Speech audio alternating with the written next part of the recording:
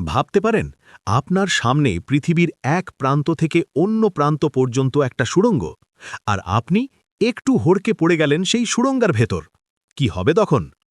প্রথমে আপনি শুধু পড়ছেন, মাধ্যাকর্ষণ আপনাকে টানছে পৃথিবীর কেন্দ্রের দিকে। প্রথম কয়েক সেকেন্ড মনে হবে আপনি কোনো গভীর খাদে পড়ছেন, কিন্তু মজাটা এখনও শুরুই হয়নি। পড়তে পড়তে আপনার গতি বাড়তে থাকবে, ঘন্টায় ১০০ কিমি, তারপর ৫০০ কিমি, ১০০০ কিমি। আপনি এখন বিশ্বের সবচেয়ে দ্রুতগামী মানব উল্কা। প্রায় ২০ মিনিট পর আপনি পৌঁছে যাবেন পৃথিবীর কেন্দ্রে, আর তখনই মাধ্যাকর্ষণ শূন্য হয়ে যাবে। আপনি মুহূর্তের জন্য ভাসতে শুরু করবেন, কিন্তু আপনি সেখানে থামবেন না। মনে আছে আপনার গতি ছিল হাজার হাজার কিলোমিটার? এই জড়তা আপনাকে এগিয়ে নিয়ে যাবে।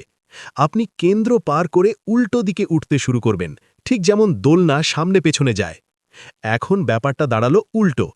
আপনি পড়ছেন না, উঠছেন, কিন্তু মাধ্যাকর্ষণ আপনাকে টানছে আবার কেন্দ্রের দিকে। তাই আপনার গতি কমতে থাকবে, ঠিক যেমন দোলনার গতি কমে আসে উপরে উঠলে। আপনার গতি কমতে কমতে একদম শূন্য হয়ে যাবে যখন আপনি ঠিক অপর প্রান্তের মুখে পৌঁছে যাবেন। তারপর আবার পড়া শুরু। ঠিক এভাবেই পৃথিবী আপনাকে চিরকাল দুলাতে থাকবে। কিন্তু একটা জিনিস আমরা ভুলে গেছি, বাতাসের কথা। বাতাসের ঘর্ষণ না থাকলে আপনি ঠিক ৪২ মিনিট পর পৃথিবীর অপর প্রান্তে বেরিয়ে যেতে পারতেন। একটা বিশাল, অবিশ্বাস্য লাভ। কিন্তু প্রশ্ন হচ্ছে, এই চিন্তাটা কি আদৌ বাস্তবসম্মত? আর কেন্দ্রে আসলে কি আছে?